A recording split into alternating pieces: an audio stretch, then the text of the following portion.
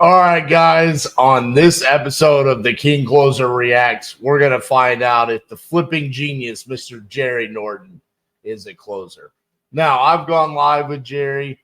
I've actually done a reaction video to Jerry reacting to me, funny enough. And I got to judge him on the Closer's Octagon. I actually got to watch him for a couple of hours. He ended up getting 5 contracts. So I think we know Jerry Norton is a closer. But what I want to see here is how he navigates this live. This live intrigued me from his YouTube channel because it says he beats out 5 other offers and he buys this deal creatively subject to the existing mortgage. So I want to see how he navigates this and gets this deal closed. So without further ado, let's bring up Mr. Jerry Norton. This is right at the beginning of the call. So we haven't missed anything yet. Let's see how he does this. Norton, is this? Yes. Calling you about your property on?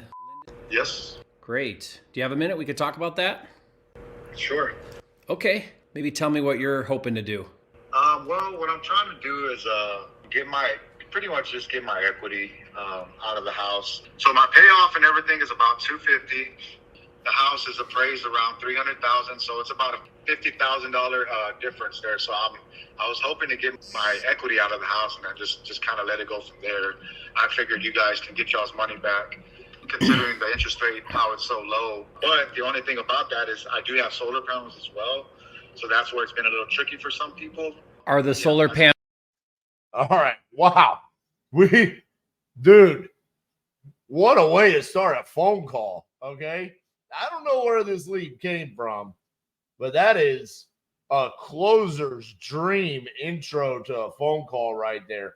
Interesting. So Jerry calls the seller, says, "Hey, I'm calling about this property." And then he asks an open-ended question, which then this is why you have to ask open-ended questions early on, because you never know where the seller wants to take the conversation. And because of that open-ended question, he got right out of it. Hey, I just want to pull my equity out. I owe $250. It's appraised for $300, so it's about $50,000 in equity. And I was thinking because of the interest rate. So the seller actually pitches the sub 2 option to Jerry right out of the gate.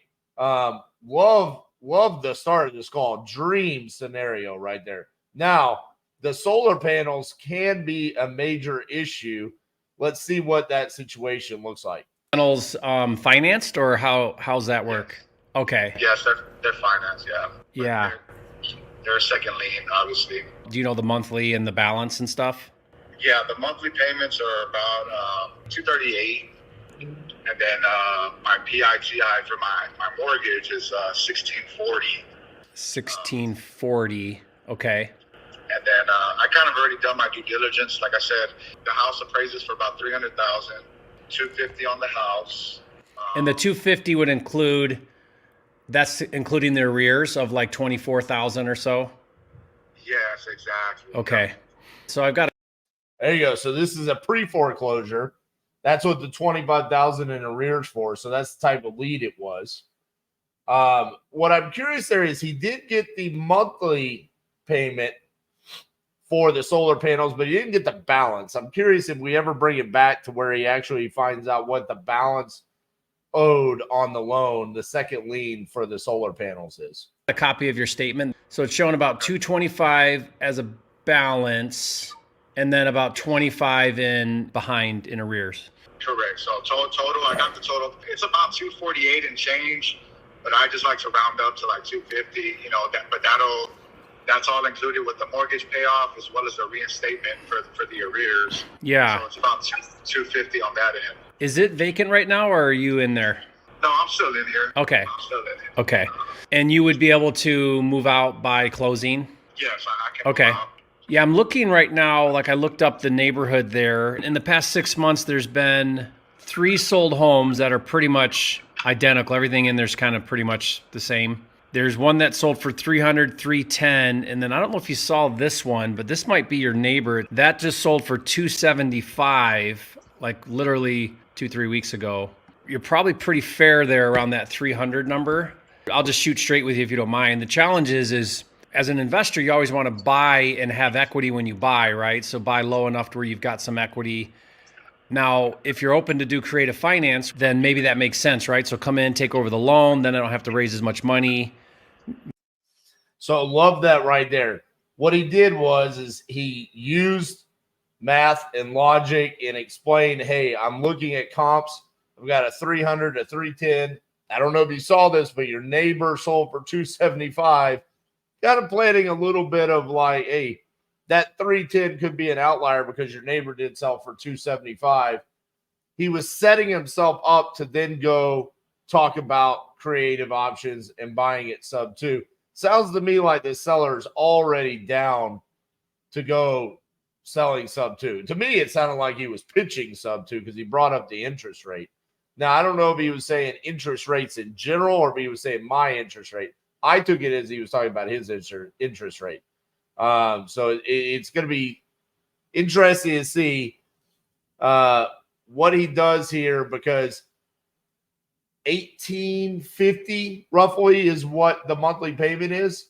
If he's going to now go comp it and see what this could rent for, or if he's taking this to sub 2 route. Not as much capital outlay, but if I'm bringing 50,000, it'd be 25 would pay arrears, 25 to you. That might be a little tight to make sense to be paying full retail, especially with that solar going on there. Yeah. So that's all. Do you know how long you have? Like, what's your window look like for the foreclosure? It's March 5th, I think, is the sell date. But I'm also doing some loan modification stuff too. So, okay. That's kind of like my last resort. If that thing kicks in before, then I'm probably going to keep the house myself, and I'll probably use it as one of my own investments. I see. I just rent it out. Yeah, but if it doesn't, if it's taking a while and it doesn't kick in time, then yeah, I'll try to go the other route. It was interesting. When Jerry broke down the cash that he would have to bring, he said 50,000, 25 to you, and 25 for the arrears. I was thinking it was going to have to be 75,000, 50 to the seller, and 25 for the arrears. Because it sounded to me like he wants to walk away with 50,000 in his pocket. So either a slide move there by Jerry, or maybe just they're not on the same page yet, or maybe that's the beginning of him making the offer of the most I could give you is 50,000. I'm not going to do 75,000 cash. That's great. You're being proactive, because if they'll do a loan mod and you can keep it, then that's great. You've got it currently right now on Zillow. Yeah, I do. As a buy owner. Yes. Have you had much interest on that? Mainly realtors, obviously, Yeah. want to list it for me. I have a couple other offers from investors. They're willing to come in and give you the 25 and all that. So I'm just entertaining different offers right now. So Okay. hopefully I can make a decision here maybe by next week sometime. Okay. So that's where I'm at. So, well, you'd like to see, if I'm understanding right, you're okay for someone to take over your loan and then bring about 50,000 in cash to the table. That would be 25 to pay back the back payments, and then 25 to you. Am I understanding that correctly? Yeah, pretty much. Tell me one more time how that solar works. So there's a principal balance owed and then a monthly payment, right? So he's going back to the solar panels like that because we need to know that balance. He was right. I actually took it at the meant he wanted to walk away with 50,000, but he just got verbally out of the seller right there. Hey, it's 25 for the arrears and 25 to me.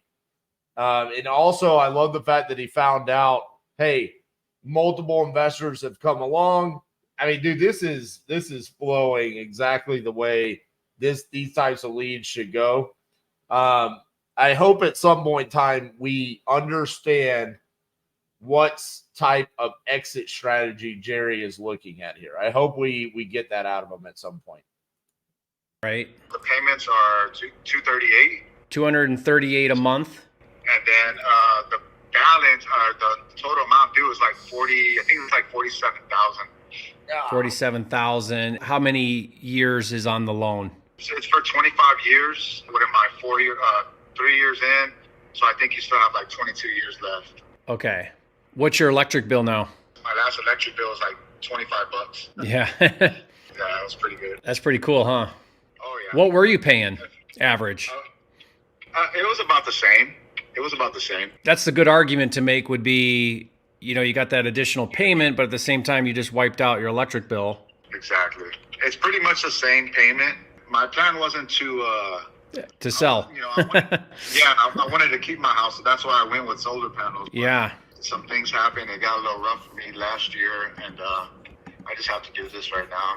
I'm fine with the hard reset. I got to commend you. You're taking action to try to solve the issue, instead of postponing it, you're being proactive about it. So that's great. Yes, I have to.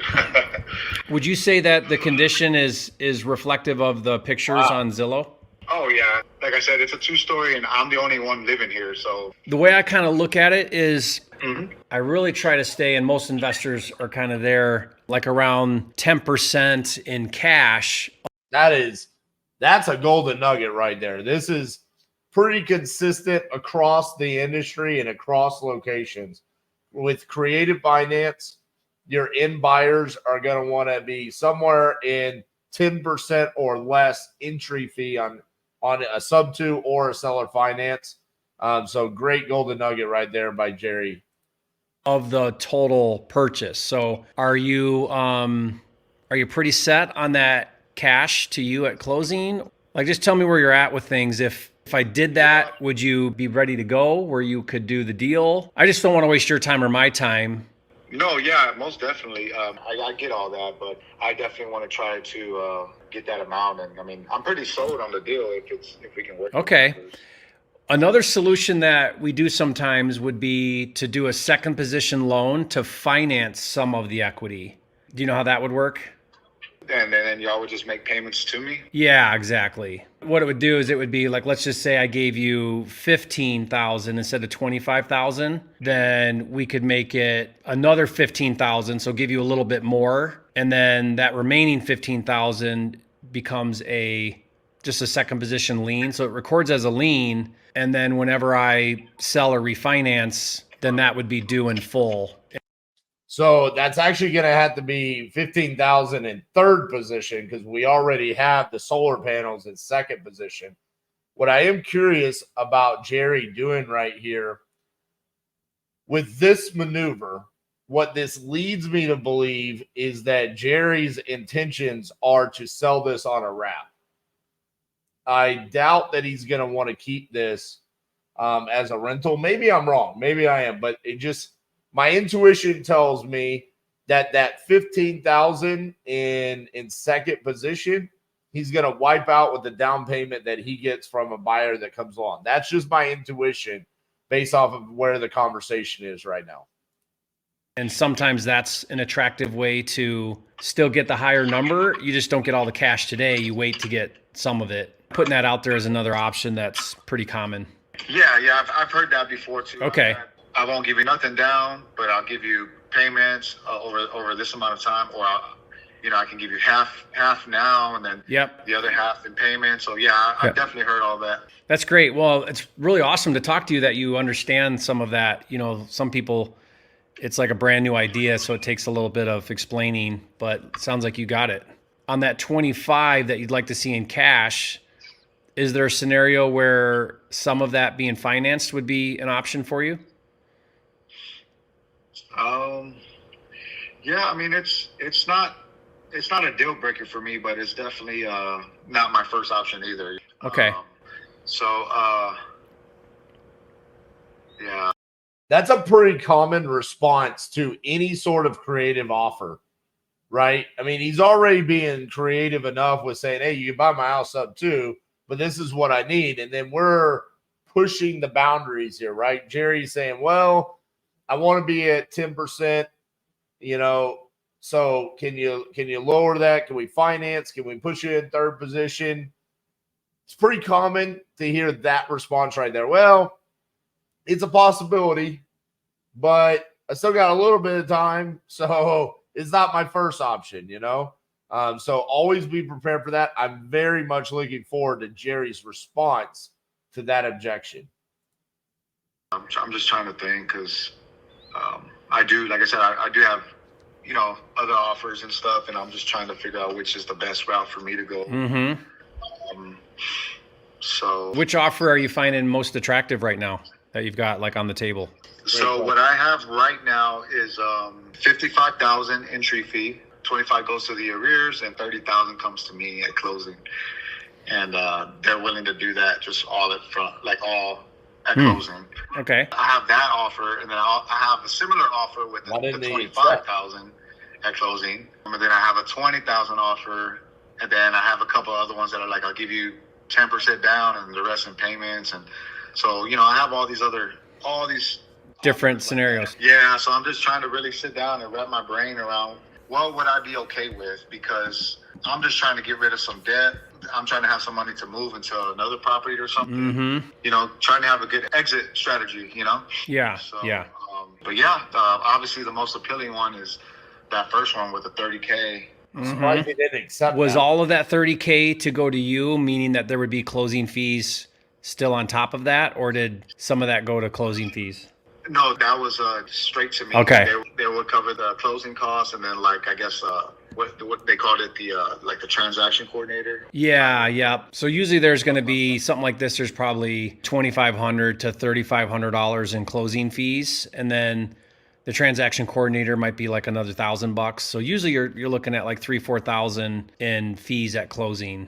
Do you know what the Transaction coordinator could be a lot cheaper if you go to titaniumtc.com. It's more like $325. But I do get his point right there. I'm just shocked that he did not accept that. I would have asked him right there, and I'm curious if Jerry's going to ask him, why did you accept that? That's like more than what you're asking for. There had to have been a reason. Something about the way that offer was made, or the lack of connection, or maybe he didn't feel like that person could perform, but there had to have been a reason why he didn't accept that. I would want to know that right here to then leverage that during my closing to be like, well, whatever the problem is, I'm now going to hyper focus on that to beat my competition. market rents are there in that neighborhood? I also did that due diligence as well. Great. 2,000 to like 2,200, and the reason the 2,200 is up there as well is because I'm also factoring in the solar panels. Oh yeah, that'll get a higher rent because they won't have an electric bill. Yeah, exactly. So that's where I'm at with that. It's anywhere from 2,000 to 2,200 a month. Okay. Like 250. I think I could match that. I'd have to really feel good about taking over this solar because technically you're adding that balance onto your value, your principal. So you're adding another $47,000. So you'd have to be really okay to inherit that cost. Because I did list it a while back as well, like with the realtor, and I was getting a lot traction, right? Like everybody, they were interested, but as soon as I brought up the solar panels, they were like, okay, well, let's see. And then they would end up backing out because of it. So I get how that can be a little not so appealing, I guess, but yeah, the solar panels are a problem because essentially what Jerry is doing now is he would be buying this with negative equity. I mean, we saw the comps, 300, 310, 275. He's going to be, I think he just said 320, 325 all in. Man, that's tough if you're only getting $250 a month in cash flow. Again, I'm still curious if his exit strategy is to do a wrap. And so this is more of hey, if I can recoup majority of my cash out of pocket with the down payment from a buyer, and then I've got the arbitrage between, the interest rate that he would be charging and the interest rate that he's getting on the sub 2. That would make sense to me, but as a rental, that makes it pretty tough, man. Only $250 and having the solar panels on there for another 22 years or something. The guy said that's tough, man. It is transferable though, right? Yes, sir. I already double checked with okay. And they said it's assumable. Whoever's going to be buying the property can transfer it into their name, or I pay them off. So those are my two options. Gotcha. Which they all make them that way because they know you might sell. Yeah. Yeah. So I think it's pretty.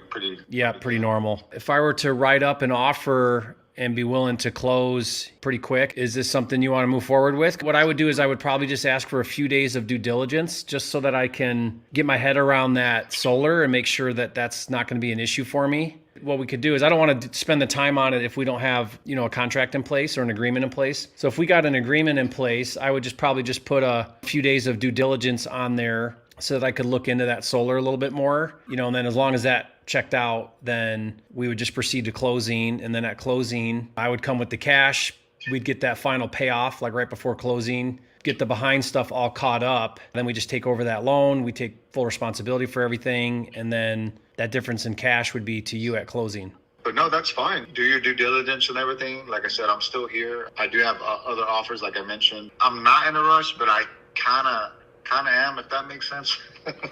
Well, if you've got a March sale for the auction, I wouldn't push it too long because a buyer's going to want about 30 days to close. Right. So you kind of need to think about it more like you want to lock up your buyer 30 days before that date so you don't make it too hard for somebody if the loan mod doesn't come through. If I'm being completely honest, I'm hoping that loan mod comes through pretty soon because I would much rather, love to keep it. Mm-hmm. When did you say your sale date was, your auction?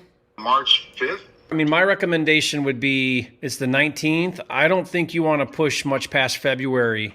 Yeah, not at all. That's what I was saying. I want to really hear kind of all offers and go over it this weekend. One thing I could do if it'd be helpful would be like if you sign with me, we can put a contingency in there that if your loan mod comes through by February 5th, let's say, then we can terminate the contract. What a genius tactic right there, right? No one else probably gave that offer right there, and that's why he's continued to shop these offers, right? I was just asking myself, why didn't he accept that guy that was willing to give him $30,000 cash? We just said it. I'm really hoping, if I'm being honest, which is what you want. You want to ask good questions to make a seller say things like, if I'm being honest, I really don't want to sell. I want to keep it. And what he got out of him is, hey, I'm hoping the loan mod comes through. So I'm really going to string this along until I find out if my loan mod's going to come through or not. And so Jerry saw that, immediately capitalized that right there. That's a closer move where he says, all right, we'll give you that, but at least put me in the position where I'm going to be your buyer if that loan mod doesn't come through. Then you could just keep it because it came through. If it's after February 5th, then what's going to happen is if you call back everybody interested, the closer to that date, the harder it's going to be for somebody to be ready and funds and closing all set up and all that. People are going to rescind their offers and want a better deal. I had one time where they called me on Friday and their auction was on Monday. You're out of options by then because now you're just trying to save a foreclosure from your record, which you definitely don't want that. So that's something too that I could do if that's helpful. By doing that, here's why I think that's a good idea. You're like, okay, I got a buyer, so I'm ready to go. I got a buyer. And if my loan mod comes through, then great, I can do that instead. But now you can have some peace of mind that you're not pushing too tight to your deadline and stressing out at the last minute about it. Right. Okay. Well, like I said, that sounds great. If you want to do your due diligence and all that, and maybe send me over like some type of maybe email or text message with the terms and offer, I guess, and then we can kind of, I guess, go from there. Yeah, typically what I prefer to do would be we agree on the terms, I write it up and I send it to you when we're ready to like execute, because I'm not saying you would do this, but oftentimes what'll happen is I'll make an offer and then they'll take it to just shop to everybody else. Oh, what a move. What a move. He made the great offer, right? And then the guy hit him back would pretty much say, well, if you want to do your due diligence, he's really not listening to what Jerry's saying. Jerry's essentially said to him in a very nice, professional manner, I need you to make a decision if you're going with me. If you're going to sell, I need you to make a decision with me because I don't want to do all this work for you then to shop it around or go with someone else. So I love this move right here where he's really kind of putting the hammer down and saying, hey, I only want to put this offer together if we're ready to execute. So right now, what he's pushing for is for this seller to verbally say, all right, Jerry, you can be my buyer at those terms if I don't get the loan modification. Love this move by Jerry. Got you. Okay. I got plenty of offers, and I don't even say nothing either, though. And I'm like, oh, I have other offers, and of course they try to get you to talk, but I'm just being upfront. So yeah, you seem very transparent. I appreciate that. And I don't want to spend the time to write up an offer and then, I just sits on a pile, like if you're ready to go with those contingencies, like a contingency that if your loan mod comes through, you can terminate the agreement. I want you to do what's best for you. So if keeping the property and doing a loan mod is best for you, definitely do that. I want you to do what's the right thing. So let's say if I do go on contract with you and all that, and that does come in, I'm good to go, right? Because I don't want to be stuck to be like, hey man, well, we already signed this, so we got to get it done. No, that's what I mean. We'll write in the agreement that if your loan mod comes through, then this agreement is null and void. That's what I'm worried about, because I don't want to have to deal with anything like that. No, it'll be right in there, so there'll be no argument. I mean, I would open escrow and start the title process, but we'll make sure it's clear to them, hey, there's a contingency here, and the contingency's in the agreement in writing that says if your loan mod approval goes through by, we pick a date, February 5th or whatever date you feel comfortable about, then this contract is null and void. And then it would just terminate. Okay. And then you go forward with your loan mod. Whether you do it with me or not, I think that's a smart move, because now you got a plan A and a plan B and you're sitting in a good spot.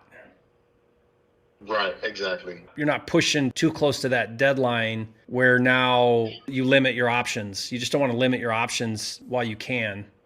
Right. It would be totally in the agreement and it would be enforceable because it's written in the agreement. Okay. Yeah, I just want to make sure, because, I don't, at the end of the day, I get you guys are trying to do what you guys do, but obviously I want to do what's best for me as well, right? So yeah, that's why, for us, honestly, I've been doing this for 20 years, and I never want to put a seller in a situation that's not the best thing for them, because, when you win, I win, and I think that's how it should be. I'm looking at it as an investment, so clearly I want to do a good deal and something that makes money and all that. But at the same time, if you can sell it for more, or you can figure out how to keep it, or whatever other options you have, I'm totally supportive of that too. Right. You been there a long time? Yeah, man. Born and raised here. So, yeah. Good for you. This is home.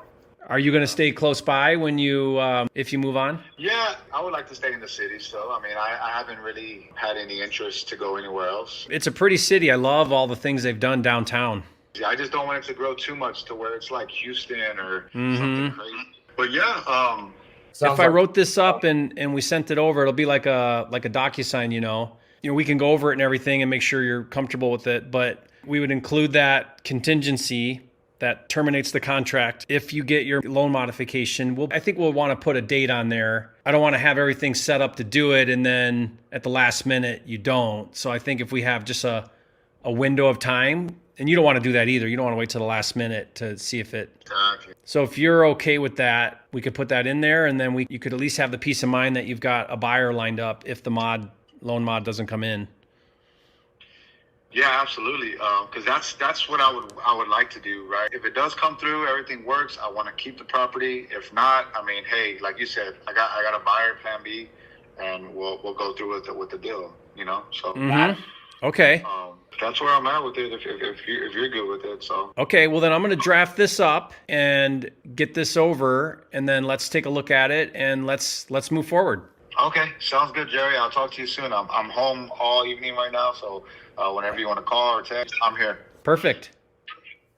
Okay, I hope you found this call helpful. I'm excited to see your big takeaways. Leave a comment and share with me why you think I got this deal over all the others. Well, Jerry, let me tell you. The reason why he chose you is because you were the first person that came through and listened, asked solid questions. You listened to his problems, and then you solved his problem. You gave him what he wanted, right? This is what closers do. They go out and they solve people's problems. A normal acquisitions person probably doesn't close that deal, which is why he says he had 4 or 5 other offers. And I was even questioning, why did he not accept the one that gave him more money than what he was even asking for? It's because they didn't ask solid enough questions. They didn't dig deep. They heard some level of pain and motivation, but they didn't continue to ask questions the way Jerry did to get all the way down to the true root problem, which is, I really don't want to move on from this. This is supposed to be my house. I really hope my loan modification comes through so I can keep this property. Jerry gave him that option. Now he has the security of, if my loan modification comes through, I can keep my house. But if it doesn't, instead of me losing all of the equity that I have Jerry as my buyer. Jerry, you are the flipping genius. Listen, every time I watch Jerry, I'm so impressed by his skill sets, his ability to navigate conversations, and truly be one of the best closers that I've seen in this industry, if not the best. Just the skill set is there. The only question I really, right now, at the very end of this video, I have is Jerry, was this to keep as a rental, or were you doing a seller finance wrap? I really want to know if that was a seller finance wrap, because I feel inside like it was. But outside of that, man, great call, Jerry. You are a closer. Let me know what you guys think about Jerry's close in the comments. Make sure you like the video, and we'll see you next time on The King Closer Reacts.